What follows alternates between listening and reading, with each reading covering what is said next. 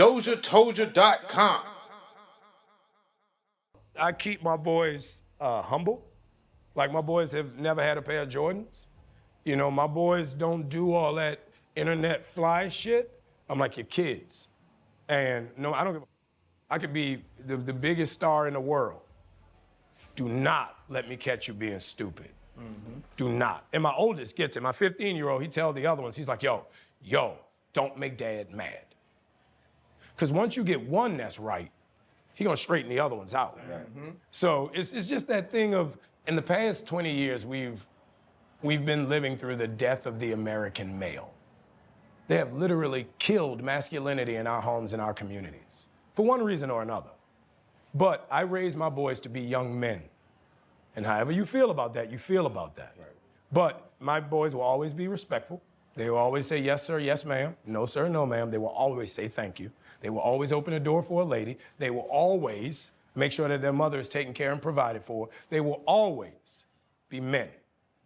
And that's always, since they were 2 years old. Every time I left for a job, I tell my 15-year-old, you're the man of the house. You make sure these doors are locked every night, this alarm is on, you text me or you call me every night before you go to bed and you wake up. I love that. Because we're men. If I'm not there to protect, he got to be there to protect. Because you can have all the money in the world, climb through the window, that money means nothing. Right. You can have all the celebrity in the world, jump through the door, that celebrity means nothing. Yeah. So you got to have a little guard in there, you know? And so for me, it's always that idea of American masculinity is very different. Hold up. Shout out to the Pivot Podcast, man. That was a great interview. And a lot of people just kind of took the headline of him saying American masculinity is under attack and kind of ran with that in the wrong ways. And there's a lot of valid points that conversation does start to bring up. And we need to have those conversations. Ladies, if you're listening and men bring up the conversation about how they feel attacked about masculinity, do us a favor and listen. Try to grasp the perspective and listen. Ask questions if there are things that you don't understand when it comes to the perspective. But definitely, men feel like this. And sometimes it may be a little bit overboard, I feel. It can possibly be overboard, blowing it out of proportion. But blowing things out of, taking things out of context even. But no, men definitely feel this way. And it's valid. It's a conversation that ought to be had, ought to be understood. And we ought to have we ought to come to an understanding and hopefully seek solutions and what we can do to make men not feel like masculinity is under attack in America. And I think that this is the reason that we have the president that we have.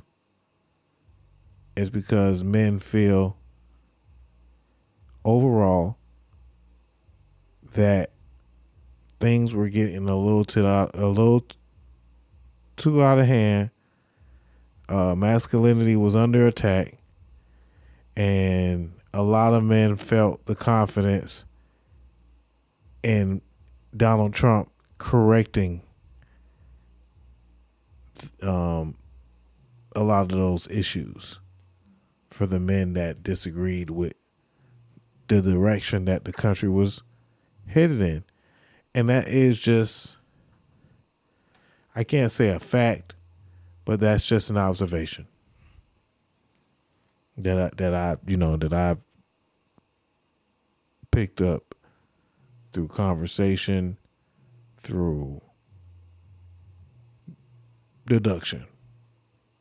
A lot of men feel the effects of masculinity in America being under siege, if you will.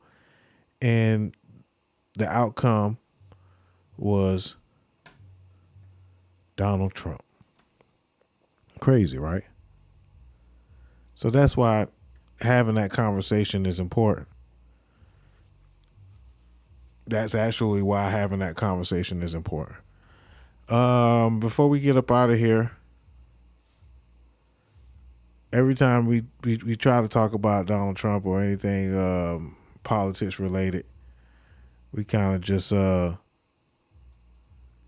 blank out and kind of just move on. I know I already kind of have a boring ass voice, boring ass everything, so I don't want to drag y'all along, but I try to be informative and I try to give equal opportunity and equal perspective on each topic. So we're going to kind of try to tackle some of these topics and also talk about Don Richards before we get up out of here.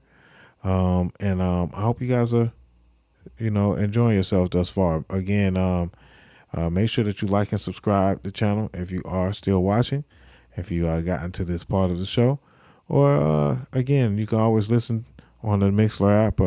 We have clips available on the Facebook, Instagram, but most of it is going to be on the Mixler app and on the YouTube. So if you miss any part of the show, go to the YouTube channel. Make sure you like and subscribe so we know that you care. Somebody loves us. Word PND, and Drake. In addition to more tariff hikes on China, he plans to levy 25%. But let's watch some educational clips, if you will. Have a little bit of Trump talk, and then we'll talk about Don Richards, and we'll get up out of here in about 20 minutes or so. All right, fair enough. In addition to more tariff hikes on China, he plans to levy 25% tariffs on everything from Canada and Mexico, too. These new tariffs would cost the typical American household an additional $1,200 in 2025. But if Trump makes good on previous pledges to slap tariffs on imports from every country, American families can expect to spend as much as $4,000 more. Trump has suggested he would use the revenue from tariffs to offset more tax cuts for the rich and big corporations. But of course, as I said, any revenue raised from tariffs would be coming out of your pocket. The tariffs you pay could help facilitate this massive transfer of wealth from most Americans to the super rich. So when you're paying more for groceries, gas, and housing, know where your money is really going and know whom to blame. Absolutely. That's a great clip. And I appreciate it. And in quality media. Yeah. And Random Mike guy talking about tariffs. Because we definitely are going to have to deal with it. There are too many people that's kind of, even talking about it.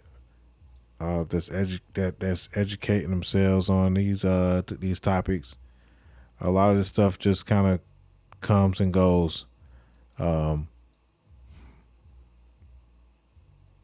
But the whole entire world is at an unease, and America is not looking too diplomatic out here in these international streets, if you will. The mineral deal is not enough on its own, but can I just remind him, Russia is the aggressor. Zelensky is a war leader whose country has been invaded. And we should all be supporting him and not fawning over Putin. Okay. All right. So the mineral deal is not enough on its own. But can I just tell him, bro. Remind him, Russia is the aggressor. In case he forgot. Zelensky is a war leader whose country has been invaded, and we should all be supporting him and not fawning over Putin.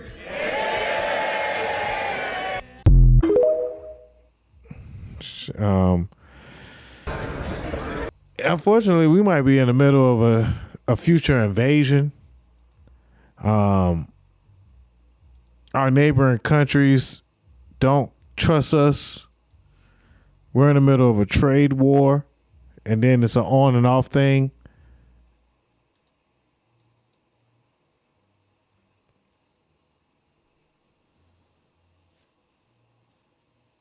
Yeah, they say we saving money with Doge or with cutting back on all of these U.S. aid projects that are helping solve world problems, and a lot of agreements that America has made with other countries are now being dissolved, and it will have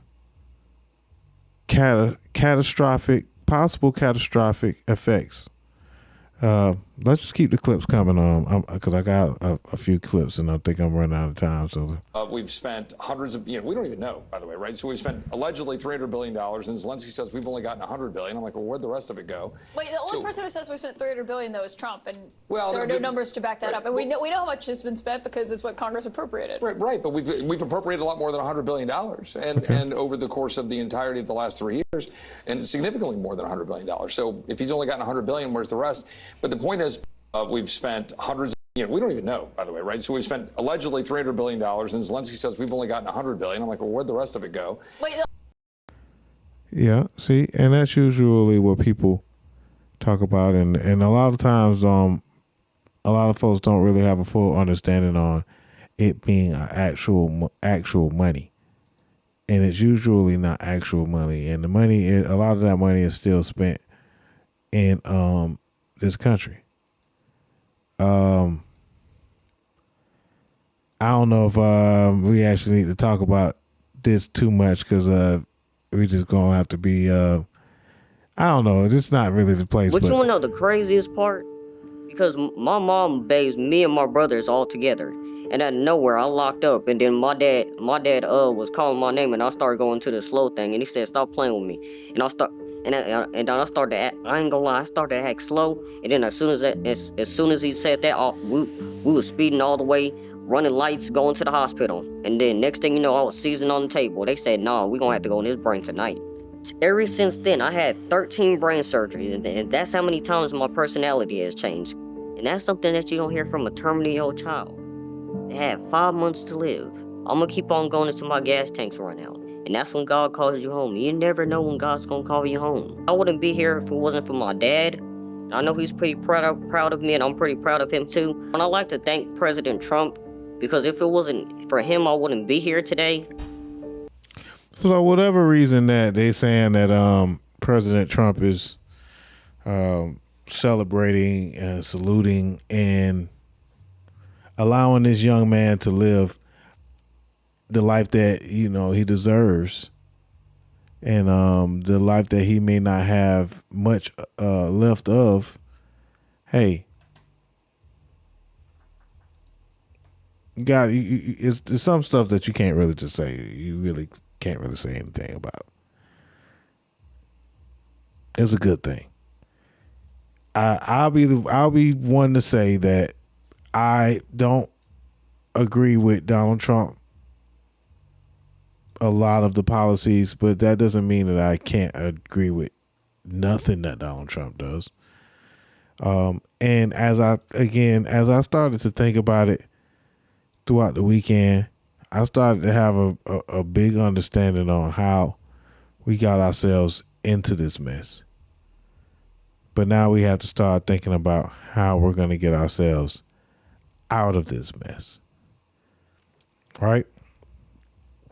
More careful with the facts tonight than he usually is. He was on script, so this was not like one of the usual ad-libbing rally speeches or debates with like 30.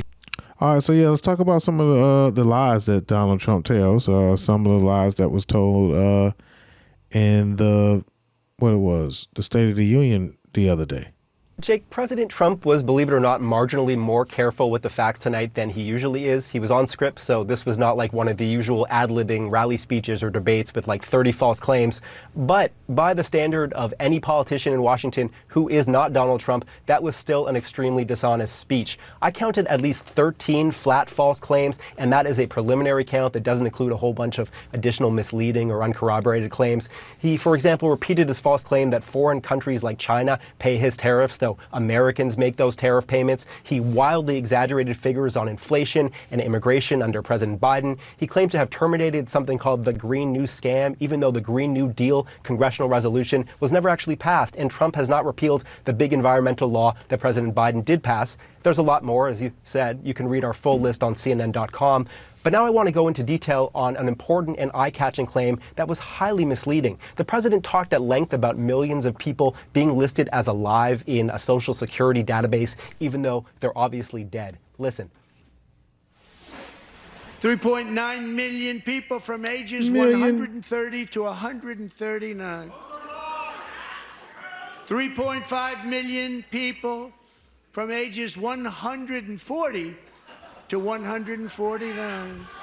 And money is being paid to many of them because it just keeps getting paid and nobody does. And it really hurts Social Security and hurts our country. And one person is listed at 360 years of age, more than 100 years older than our country.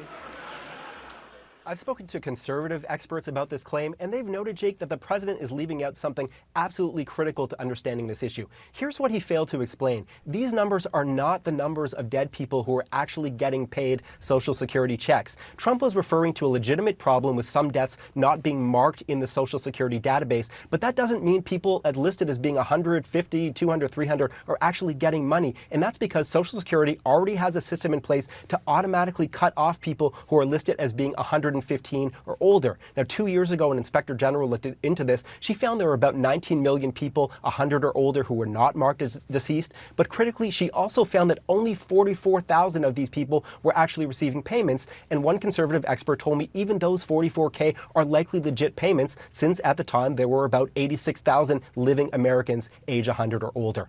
Now let's listen to something the president said about the war in Ukraine. Europe has sadly spent more money buying Russian oil and gas than they have spent on defending Ukraine, by far. Think of that.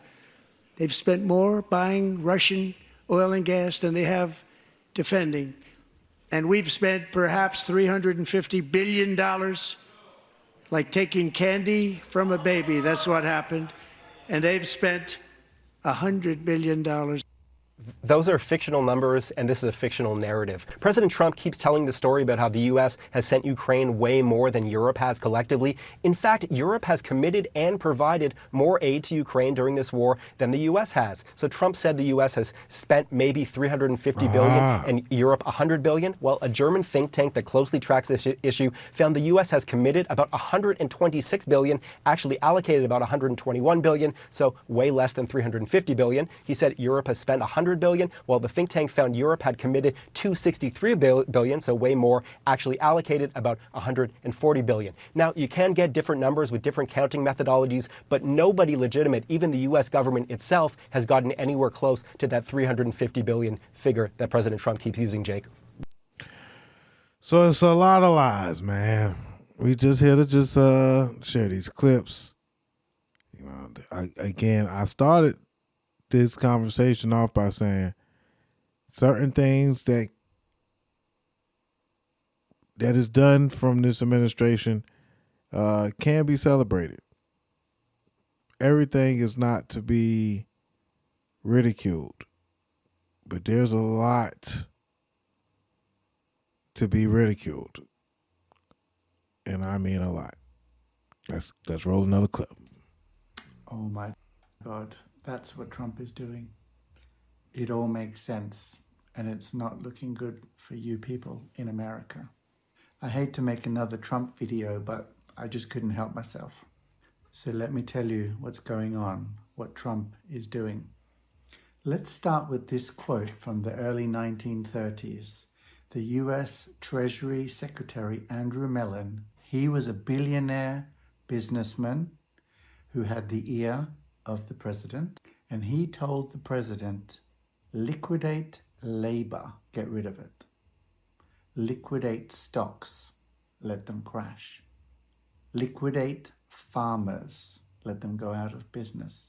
Liquidate real estate, let the whole thing go to dust.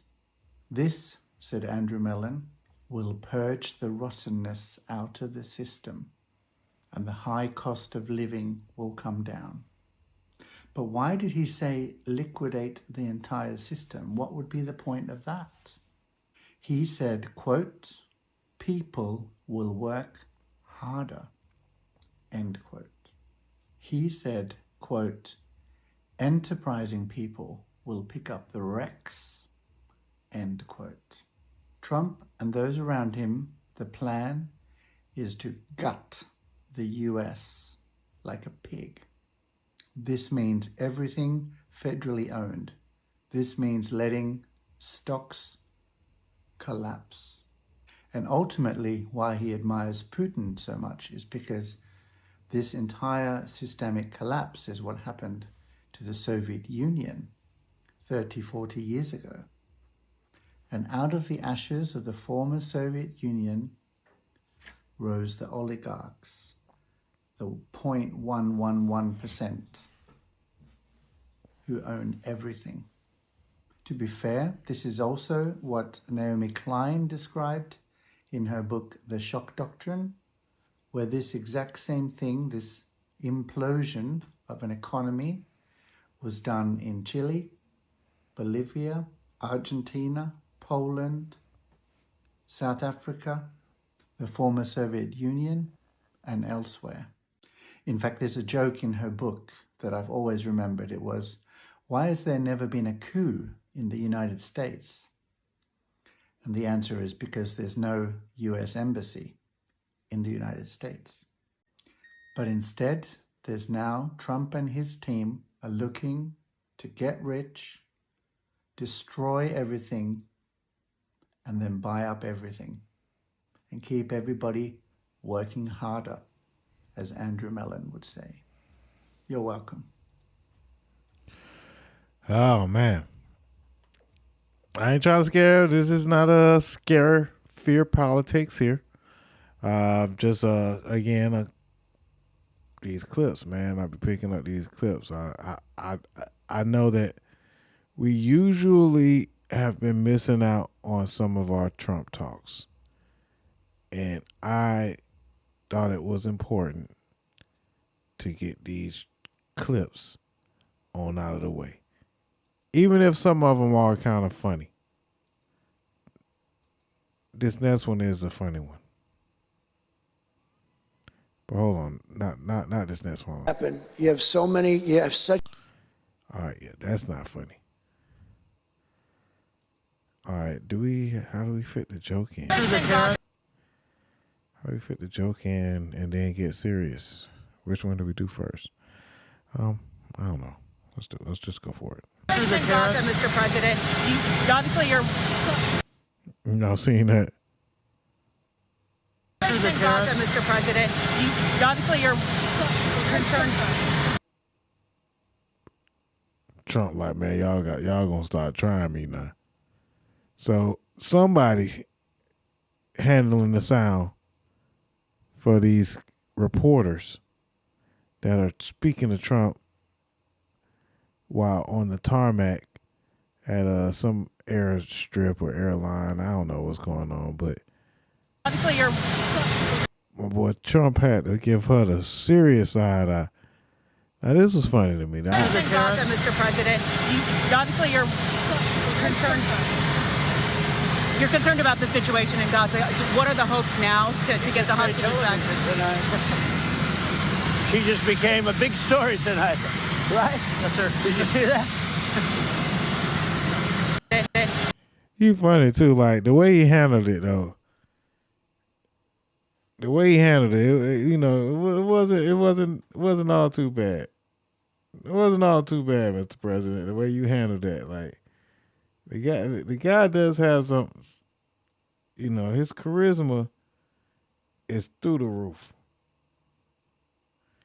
Very charismatic guy. That's absolutely automatically for sure. The guy's funny. And I like the way he handled this. Mr. President, obviously you're... Look, he gave it a look too, like, bitch, why you trying me, bro? You know you fight, right? Boy. President. That boy be having the facial expression. Oh man, like I said, man, you can't be mad all the time at President Trump. We got to have some fun every now and then, right? I know that the stock market is down damn near 15-16% since he's been in office. And I know that this trade war is getting absolutely bananas. It is also getting us without champagne and many other things that we have to kind of now deal with. Many farmers are losing money because of these tariffs and all this trade war bull junk that's going on. And then on top of that, many federal workers are losing jobs. So it's crazy out here. People looking at us all kind of ways. And so did the Canadian response. At the moment, the U.S. tariffs came into effect in the early hours of this morning, and so did the Canadian response. Canada will be implementing 25% tariffs against $155 billion worth of American goods. And should these tariffs not cease, we are in active and ongoing discussions with provinces and territories to pursue several non-tariff measures. Measures which will demonstrate that there are no winners in a trade war. No winners in a trade war, man. No winners in any kind of war whatsoever. And we actually have to kind of watch out for that because we might actually be headed towards something similar because of there was an attack on the Yemenis people. So, yeah. Make sure y'all stand, man, informed, educated. Y'all know what the hell going on. Damn, it was just so much. We ain't even talk about LeBron. I'm going to have to come back. I'm going to have to come back and talk about it a lot more later. How can we not talk about LeBron or Iman Shumpert Teyana Taylor? All right. So let's go ahead. I can't talk about Trump all night because it won't be any fun. And we don't have that much time left, so let's go ahead and get to the meat and potatoes. Let's have some fun before we get up out of here. It's already late as hell. People got to work and all that stuff. For those that are listening to the show live, I appreciate it. All right, so before we get up out of here, because we about to run out of time on Missler. Actually, we only got 7 minutes to work on Missler. Let's talk about Don Richards. I see how Joe made that mistake. Don Robinson of En Vogue revealed some stunning information about her living situation that had the music industry confused and, scrambling to figure out a solution. I'm about to sneeze. Y'all got to excuse me. So let's just go ahead and get to the clip. Just get to the clip, Doja. For the past almost 3 years, I have been living in my car. Ah! I said it. Oh my God, it's out. You guys, for the past almost 3 years, I have been living in my car. I said it. Oh my God, it's out. I've been living in my car. Oh my gosh. If you remember, if you guys were with me, in 2020, I did like 105,000 interviews. And in the interim, I was living with my parents in Vegas. And that was wonderful until it wasn't. I love my mom, but she became very angry. And a lot of her anger, she was taking out on me, and I was her target all the time. And I was like, I can't deal with this. Like, I respect her too much. Let me get out of here. Now that's I gotta stop right there real quick, because that's a hell of a perspective, right? Nobody ain't never really thought about that when they was in their mama house. You know, when they staying in their mama house and you ain't paying on rent, and you just feeling like your mom is angry, and you respect her too much to have to deal with that. But maybe everybody gets angry because of these goddamn bills, bruh. They'll do it to you.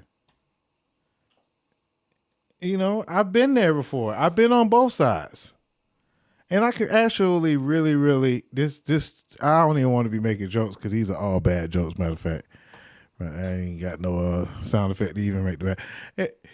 I don't want to make no jokes because my heart goes out to Dawn.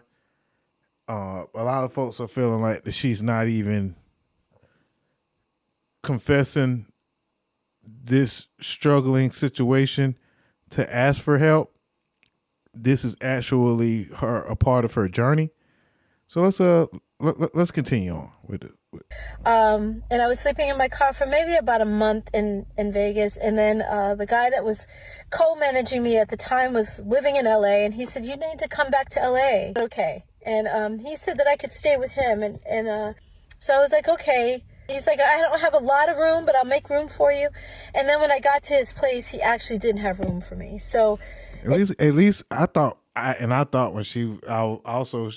this was going to lean. When I got there, he had his robe on with this. Yeah. Y'all. All right. Let me just keep going. Turned into, okay, well, I'm going to put you in a hotel for the night. And that one night turned into 8 months. Oh my God, you guys. 8 months in a hotel? That's crazy. In LA even. This dude has spent a lot of money, and you have to wonder, like, I can't help but to wonder, was he getting the Lester on? I mean, no, not Lester. It's the other. Set it off. Yeah, I messed the whole reference up. But again, you can't help but to wonder, like, man buying hotels for 8 months? Did something happen in these hotels? Did something happen in the hotel room? I'm sorry, I can't help but to wonder. I'm sorry. Because every apartment that I looked at, every single time I looked at a place, I would call him and I'm like, okay, can you meet me here? I would tell him ahead of time, of course. And then he wouldn't meet me there until I would take video and send it to him. And he's like, no, oh my God, this neighborhood, I hate it. I mean, I felt like he was playing games, and I knew he was playing games, and I wasn't the one. I'm like, come on, I'm trying to make this easier on you because financially, I know it's got to be hard. You're paying your rent and you're paying my hotel. His apartment was $1,700 a month. And then my hotel was over $3,000. Yep. So yeah, I that's was always crazy. stressed every week because he would pay weekly for the hotel. So every week I was like, oh my God, can you afford it? Are you okay? And he's like, no, I can't, but I'm getting it together. What? He probably done start living in his car too. Trying to help her out. Now he down there living in his car. This whole story is just real, like, it's touching, but it's also interesting in so many different perspectives because there's more to the story than what the internet can provide. Like, you really, really need to see this story from 5 different dimensions. And we about to run out of time on Mixler. See y'all next time on the Mixler app. I appreciate it. All love and respect. Make sure y'all follow all of us on all platforms. If this is your first time listening, you can listen to a little bit more on the YouTube after this point. We'll finish talking about Don and then start to wrap things up. I appreciate y'all. Love. But yes, man, it's just crazy. Absolutely bananas. But I want to know more. I was intrigued. Struggled to pay hotel, but wouldn't approve apartment.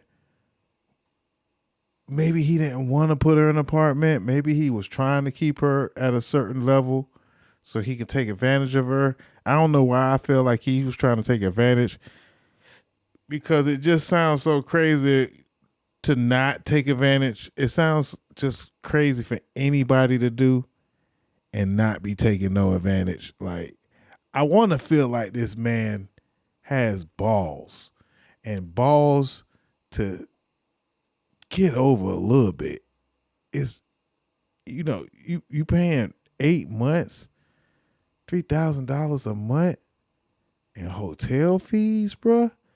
I ain't no rocket scientist, but think about that's about $24,000 without no type of advantages. I don't know. I want to know. I want to know if he was getting some type of advantages. That's all. You're the one who said to go to the hotel, and you're not approving any of the apartments. Like, it would be so much cheaper to just get me into an apartment. Like, I mean, it would just be so much cheaper to just go catch somebody on the block. It would be so much cheaper to get a whole new artist.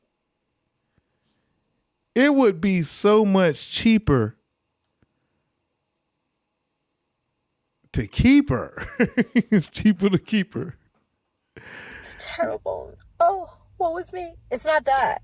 It's not like I said, I'm learning. This is not like, oh my God, poor Dawn. She's living in her car and it's terrible. Oh, what was me? It's not that. It's not like I said, I'm learning about who I am. I'm learning myself as a person, as a woman. And I didn't think if you would have said to me while I was in En Vogue, you're going to be living in your car one day, I'd be like, huh? No, I'm always going to have an apartment. I can't live in my car. How can I do that? I won't be able to live in my car. We say that we can't do certain things before you even know we're capable. And I'm glad that I made this choice because I needed to go through this fire. If some of you are on your spiritual journey, you may know or may have heard of something called Dark Night of the Soul. And that's when you go through like a period of isolation, a period of separating yourself from family and friends. And I'm in the trenches of this right now. And I'm like, I wouldn't trade my experiences and what I've gone through for the world. I hope from this you can gather that, wow, if Dawn could do that, I can do anything. It's been an unexpected path that I've enjoyed quite a bit. It's not like, oh my God, she's got somebody to help her every day. I don't. It's just me. But that's the beauty of it. Like learning that I can do all these things myself. Wow. Come on. I'm really, really, really proud of myself. I was talking to someone about filming this, actually getting some more footage and filming this for me. And they were saying, well, people might think this is a publicity stunt. I'm like, there are many things that people have done for publicity stunts. Saying that I'm living in my car and actually not living in my car would be a stupid publicity stunt, but this is not publicity. You know, I don't know. I think that I thought that it was a great marketing plan that I even thought about. Even if, you know what? No. I have all the footage from Vegas to LA to prove that. So once you guys see my actual documentary, you'll know. Yeah. This was no joke. And it is not something that I would have chosen, but I'm glad that I put myself out here. I'm happy that I'm happy that she made the decision to at least be real with herself and talk. DOZHATOLDYA.COM. That had to be tough. I was still intrigued. Well, when I'm on top again, or this is not like, oh my God, poor Dawn.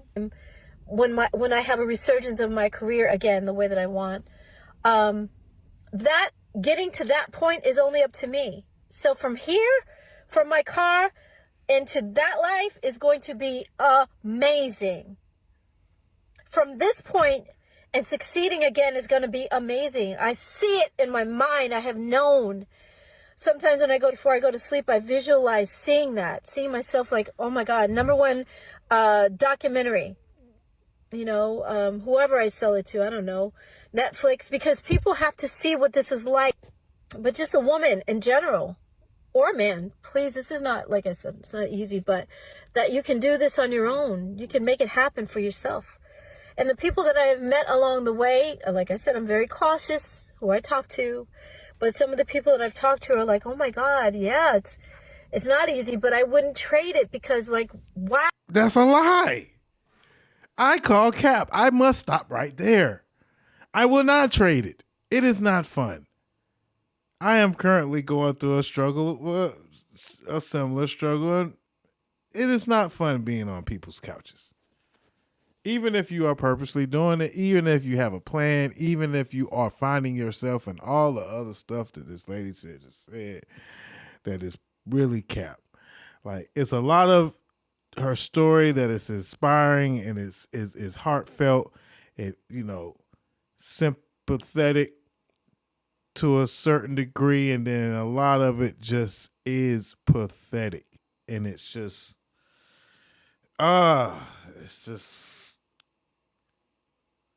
cumbersome. It just makes me want to say words that I don't even understand. It's just but I'm still so intrigued. Wow. Would I have an apartment right now if I had a choice? I would. I'm not going to lie. But am I glad that I did this? Absolutely. Proud of what I've accomplished out here. When I succeed. Yeah, like, would I rather not be living in my car, taking showers at the gym or at the truck stop, or Don? See it again. Where are you taking showers? Because I will. She's living in. I hope when I'm you are on top again, or when I have a resurgence of my career again, the way that I want. Oh man, I'm thoughts and prayers to Dawn Robinson while she is on her nomadic gypsy of a journey. Some people are being a bit sympathetic and worried, and some people just ain't really buying it too much. And everybody can have their own interpretation. I don't think that it was kind of. I didn't like them calling her crazy too much, but this was a very, very peculiar thing to be witnessing. And I'm gonna add something very, very important before I get out of here, but hold on. Telling the story in her car, nothing. Jermaine, Monica, all of y'all, can y'all put some money together to help Dawn out? From my understanding, for her to speak on it the way she spoke on it, she was basically saying that she saw other people living in their vans, living in RVs, and she welcomed the idea of doing this. Somebody said her choice or limited options. Being an assistant is not something that you should even think about if you don't have no money, right? And I'm bringing this up because Dawn when she was telling the story in her car today about her living in her car for the last 3 years, she said, I was telling my assistant. And when she said that, I said, oh, wait a minute. It changed my whole vibe of what I was watching.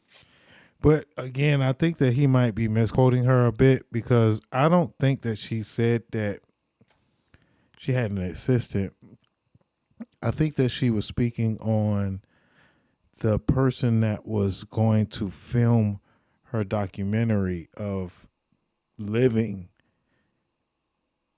and attempting to resurrect her career from the car. So it's not that she had an assistant, because that is crazy. But again, it's always a perspective that the internet just won't provide.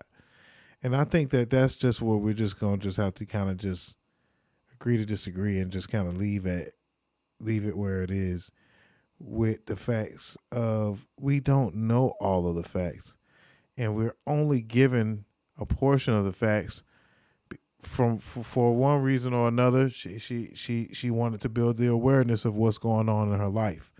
But also the clothes, she did see other people do similar things.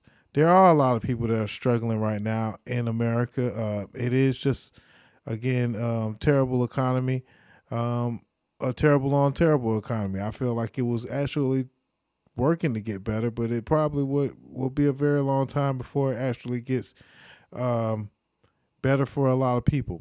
I don't believe that that's particularly me, but you never know. And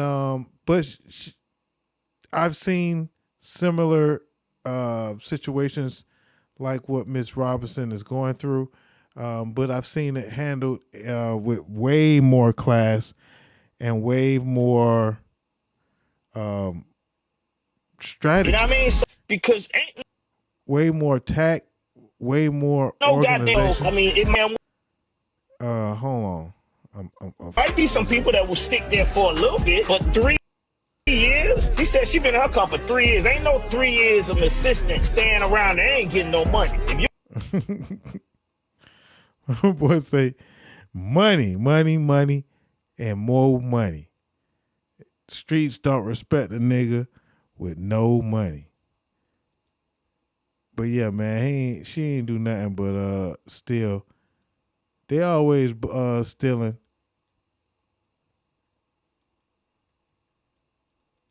They always stealing 3D Natee's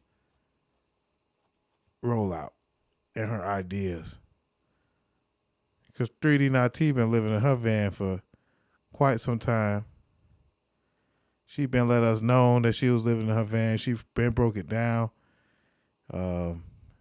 She wasn't really stressing about it. She actually went through a whole plan. She be naked in her van. She record her music in her van. And she's a beautiful person. She's driven. She making bread. It is kind of still crazy even what she's doing, but she's touring the world, being independent, and being an artist. My van for 5 months, traveling across the country and making music full time. I've officially been living in my van for 5 months, traveling across the country and making music full time. And one of the questions that I get asked the most is, how do I record music living in a van? So I'm gonna show you my setup. I have 300 watt solar panels on my roof. So whenever I have direct sunlight on the van, all of my electronics are being charged. The panels are plugged into a power generator that has AC, DC, USB A, and C outlets. So basically it converts the energy from the sun, stores it in the generator, and then turns it into usable power for my electronics. I also have a 1,000 watt inverter connected to my car battery. So on the days like today when the sun isn't out, I turn on my inverter and then my alternator charges the generator instead. That way I never run out of power. Now as far as my studio setup, pay attention because I'm gonna go real quick. For recording, I have the MacBook Pro with Pro Tools installed, the Apollo Twin connected to the Norman U87, Yamaha headphones, and Yamaha H3 speakers mounted to the van. Now, no matter where you record, the most important thing is sound quality, and there's 2 reasons why I've been able to get some amazing sound out of my mobile studio. And thank y'all for the compliments on my setup, because I'm not a professional engineer, but I know a little something. Now, when building this van, just like building a house, insulation is very important. Like right now, it's raining outside, but if I turn that mic on, you would not be able to hear a thing. I insulated the walls with 3M Thinsulate, which main purpose is to maintain a comfortable temperature in the van. Like right now, it's 40-something degrees outside, but I'm very comfortable. I can get naked if I want to. More importantly, it quiets the outside. Oh, just noticed she had to throw that on in there. Noise a lot, but not completely, because I still have large windows that lets a lot of sound in. So in addition to the insulation, I have my Chaotica eyeball, which isolates my vocals and minimizes my need to be in a recording studio booth. And there you have it. I made a list of all the equipment and the materials that I use to build my van on 3DNatee.com under the tips and tools tab. So as I buy and try new things, I'll be updating that list. And if you want to see a full breakdown of how I turned this $5,000 van into a tiny home on wheels and mobile studio, then leave a comment below. And until then, y'all be good. Yeah, man. You see how she handled that? Round of applause for man. That's classy. 3DNatee.com if you want to know more information. If you want to support this young lady, her music is fire. She's beautiful. She has great ideas. She writes books. She makes music. She'll pull up on you and perform if you need her to, you know. And she got the van. She pulling up, you know, with the studio on deck. Yeah, man. Like, once again, man, 3DNatee, man. They be overlooking 3DNatee and not be giving her love, man. So we had to kind of give her just due, because Don Robinson, man, you out here stealing people rollouts. You out here stealing people rollouts, man. 3DNatee been living in the car. You know what I'm saying? The right way. The strong way. I bet you ain't, you know, I bet Don Robinson recording in her van, you know. She said she might have a manager or assistant or paying hotel fees. Almost 3 years, I have been living in my car.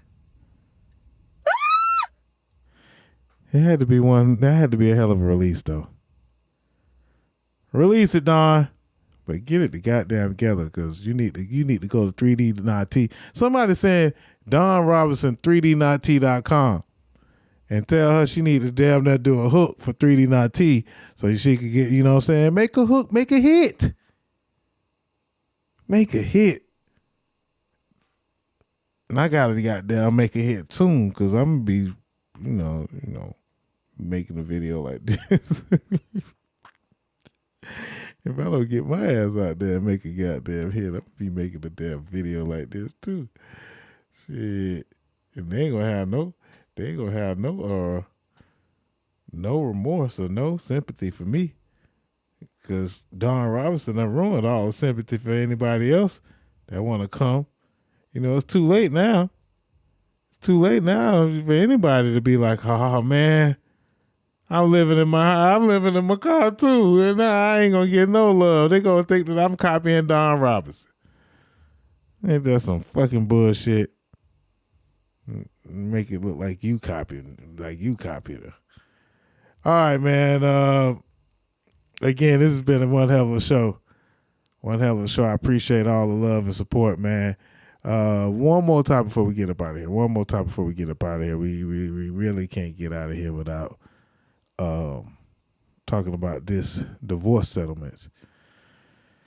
Yeah, man, we all up in everybody's business. We be up in everybody's business right here on the show, and that's just what it's about, man. You know, that's what this show is about. It's about being up in people's business, because we want to know what you got for us. Oh, Home Depot me. Too legit. Good credit. Now it's time to order a loan card. So now I'm about to apply for Home Depot credit. Now I got a $35,000 credit. Now I'm about to use that shit and order appliances. Then we ain't got to worry about picking up, because we just got it. We got a temporary receipt. All I got to do is show it to the cashier, and she going to let it slide through. and my partner right there with a U-Haul truck just to get it. And by the time they knew what was going on, we were getting it. So, Lord, now it's ready. Good credit. Good credit. Yeah, man, I love it. I love it. If y'all don't know, it's possibly the next number one song in the country. Good credit. Got to have it. Got to get to it. People, credit repair people gonna go crazy with that sample. But them boys took that and put that in the song and is out of here. Shout out to PlayBoi Carti and Kendrick Lamar. All right. These divorce settlements, man. We all up in everybody's business, man. We don't want to report on this type of stuff because it gets nasty. It got kind of salacious after a while, but now that it's settled and it's all done, we can kind of just get it all behind us. But first, let's talk about it, man. Iman Shumpert and Teyana Taylor divorce settlement. The former NBA basketball player / rapper, I guess if we could call it that, Georgia Tech star, NBA champion, former LeBron teammate, former New York Knicks, former Cleveland Cavaliers, journeyman, for not that very long though. It was a kind of a mid journey, but he played some good ball.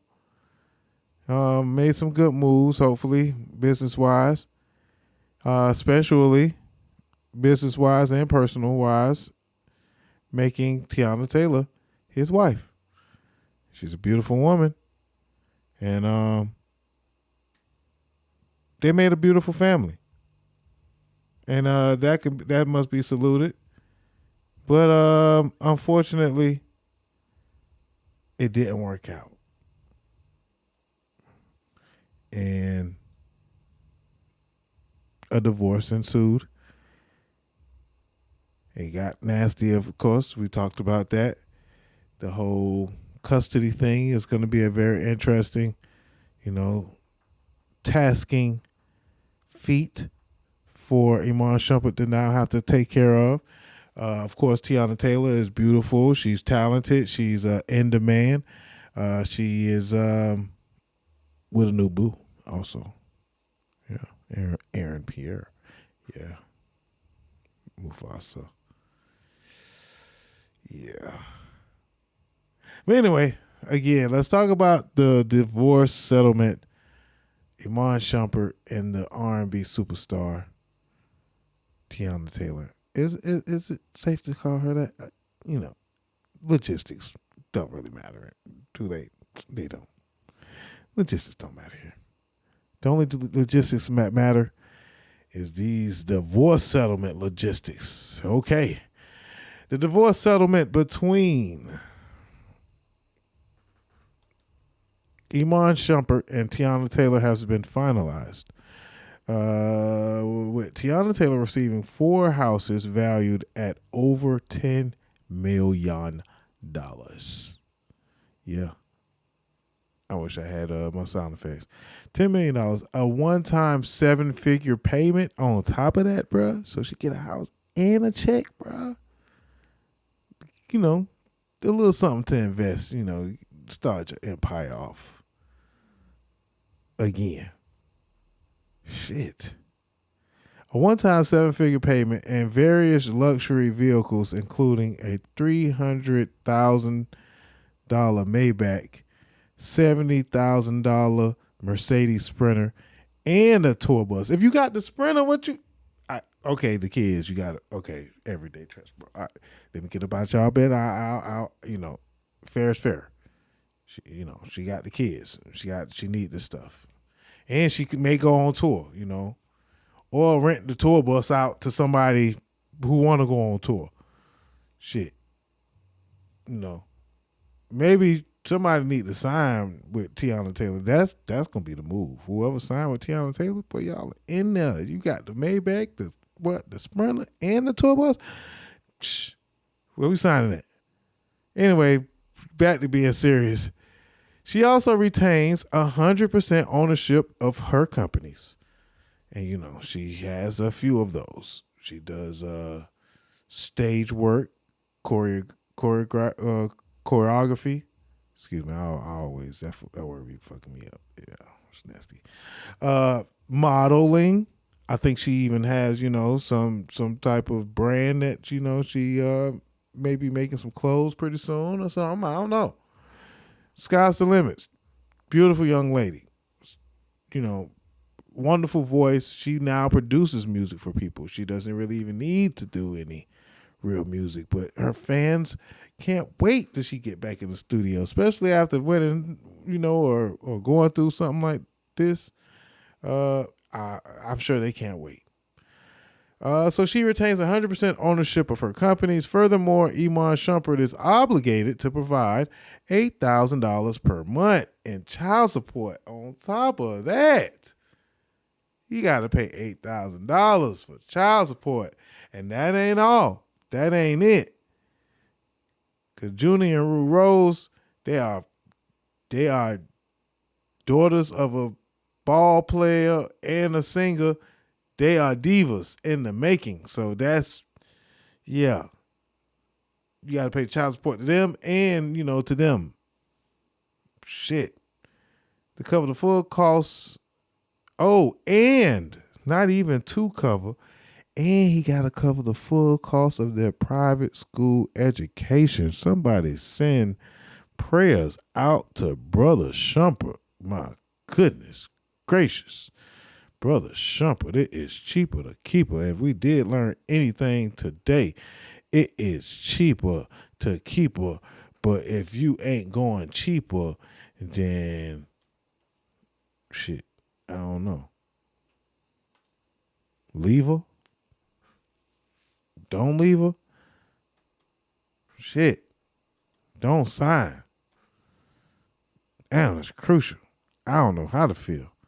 That boy got to pay a big 7 figures he got to come up off of. The cars, 4 houses. You know, where does he live? Where does he live?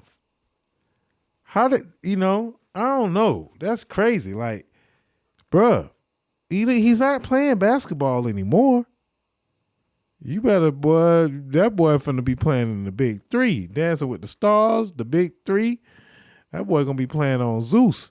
That boy gonna be playing in Undisputed or something. These are not even jokes. This is all the way concerned. Like, I am concerned. I won't say that I'm appalled, but I'm worried a bit, you know, a bit concerned about Iman Shumpert's future and the ability to cover $8,000 a month on top of private school education and some. Ooh, I just got a little sick to my stomach, but we had to end the show with something. Because, man, I'm just not feeling right. Hold on. Now it's time. Ready. Now it's time to order a loan card. Yeah, you better do something. Now I'm about to apply for home. That boy better apply for, that boy better apply for something. That boy better apply for something, man. Hey, I hope you got some good credit, my boy. That's all I know. Like, you know, prayers to him. I ain't in y'all business or nothing, but I hope you got some. To order time. Ready. Now it's time to order a loan card. So now I'm about to apply for Home Depot credit. Now I got a $35,000 credit. Hey, man. One thing about it, boy, you can call them niggas slow. You could say these boys is uneducated, but boy, these boys gonna figure out some type of education towards the money, one way or another, man. Shout out to that, man. Them boys gonna find the education to the money. That's for sure. You know, especially in Atlanta. Scam Atlanta. Scam Tampa. Scamper. Them boys gonna find a way to get that good credit. Good credit. Yeah, I'll be wearing that out for a while, man. Y'all get used to it, man. Future #1 song in the country could be Good Credit. It could be the Philly song featuring Travis Scott off of the album. It could be which one of them songs off the album? Rather Die or Rather Lie or something like that. Rather something with The Weeknd. It could be that. Very, very, very much possible. It could be, of course, Kendrick Lamar, Jhené Aiko, Backdoor. We think that that's also going to be the #1 song in the country. Or it could be, one of the first songs that pop off on the album, Evil Jordan. One way or another, PlayBoi Carti is going to have the #1 album in the country for about a good month, or at least half a month. At least 2 weeks. Mark those words. Bet on that.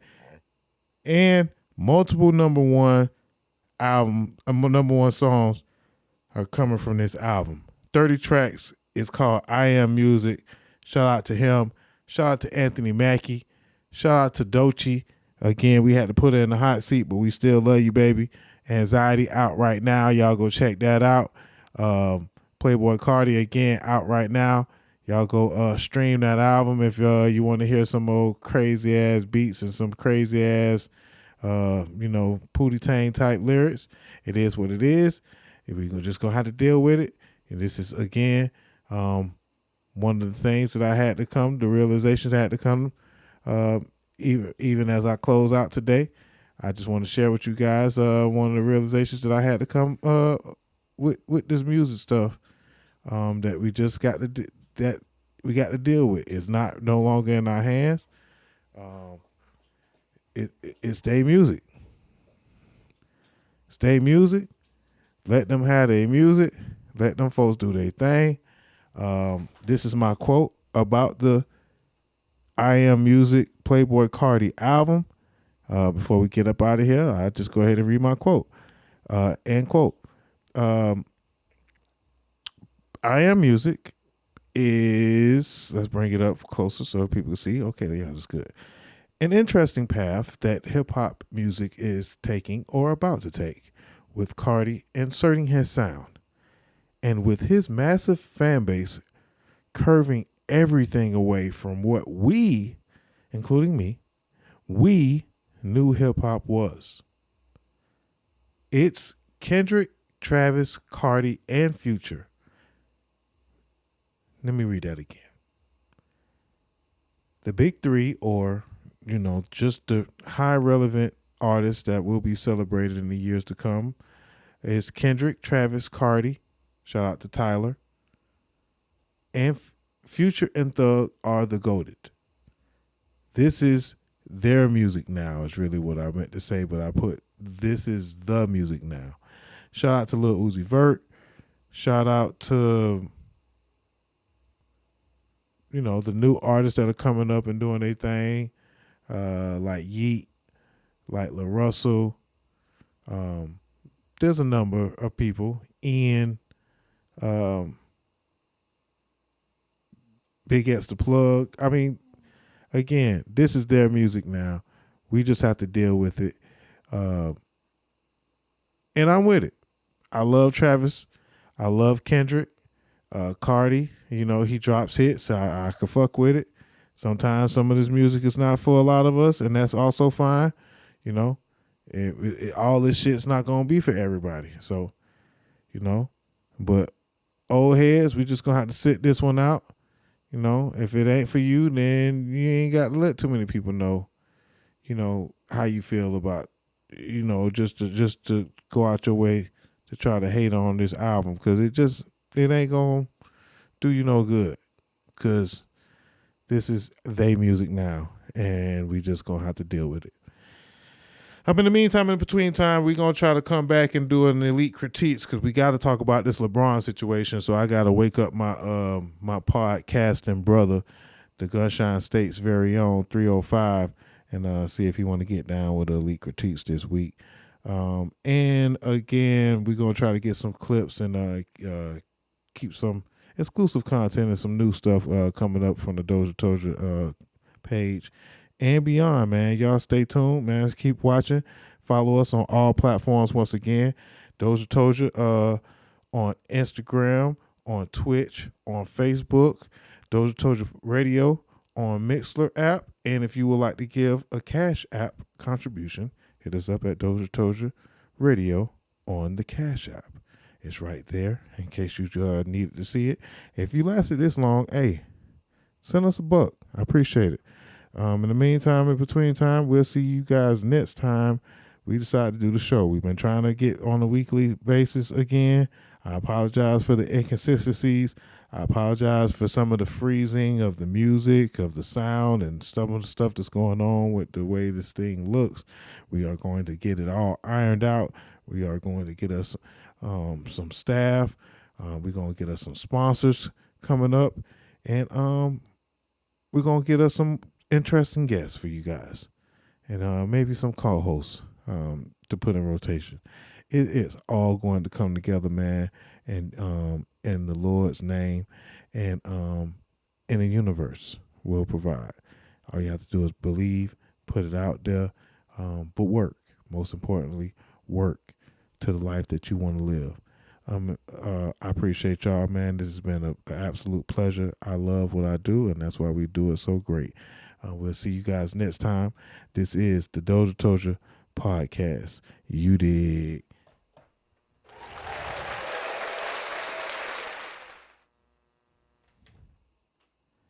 I guess we'll find a way up out of here. But the sound hasn't been working all day. I wonder why. Like, what's up with the fucking sound, man? Well, we'll figure it out. Till next time, y'all. What's up, y'all? It's your boy Dame Doja. If you're looking to get your interview done or be a guest host on our podcast, hit us up at DOZHATOLDYA@gmail.com. Bump what you heard. Remember who told you? It's DOZHATOLDYA.